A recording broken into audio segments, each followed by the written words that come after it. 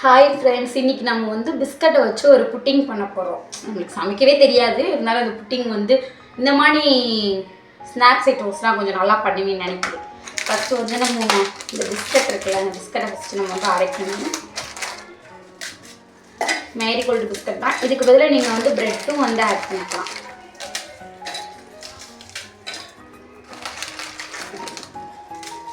First இந்த biscuit வந்து நைஸாக அரைச்சிக்கணும்.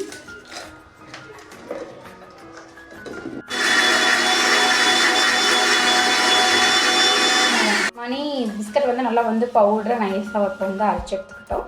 ஸோ இந்த மாதிரி எடுத்துக்கலாம். நெக்ஸ்ட்டு வந்து இந்த பாலை வந்து காய்ச்சி ஊற்றலாம், காய்ச்சாமல் ஊற்றலாம்.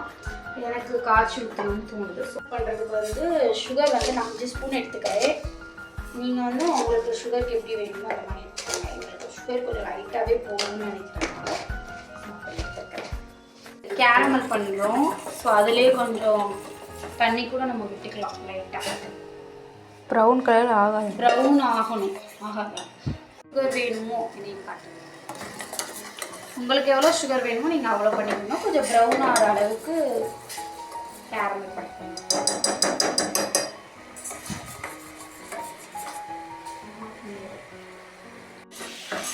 வந்து கொஞ்சம் நல்லாவே ப்ரௌன் ஆயிடுச்சு. அப்புறம் நீங்கள் பாருங்கள், நல்லா வந்து ப்ரௌன் ஆயிடுச்சு. ஸோ இந்த இதில் வந்து நம்ம இறக்கிக்கலாம். இதை இறக்கி நம்ம எந்த பாத்திரத்தை ஊற்ற போகிறோமோ நம்ம அதில் வந்து ஊற்றிக்கலாம்.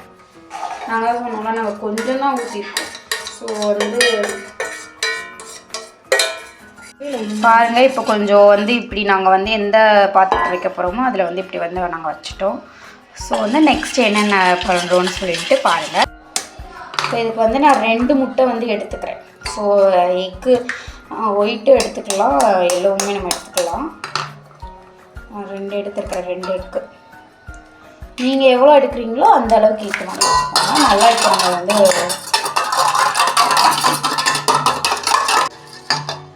சுகர் வேணும்ல உங்களுக்கு.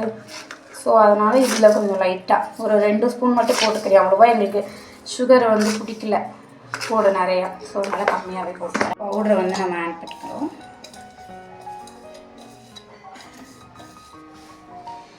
எங்களுக்கு வந்து இப்போ வீட்டில் இருக்கிறத வச்சு பண்ணுறதுனால பிஸ்கட் தான் கிடச்சிச்சு. ஸோ அதனால் நாங்கள் பிஸ்கட் எடுத்துக்கோம்.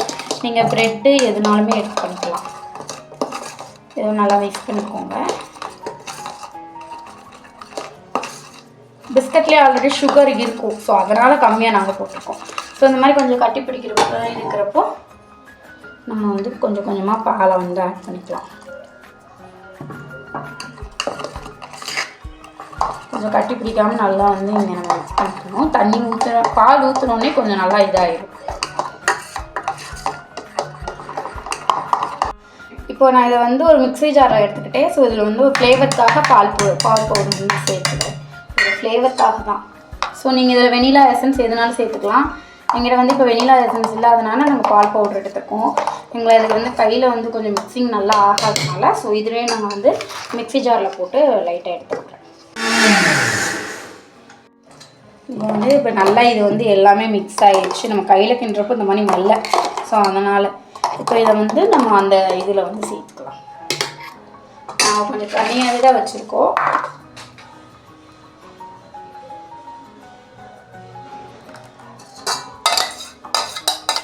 சேர்த்தாச்சு நல்லா. பாருங்கள் எவ்வளோ தண்ணியாக இருக்குன்னு சொல்லிட்டு போதும் நமக்கு இந்த அளவு.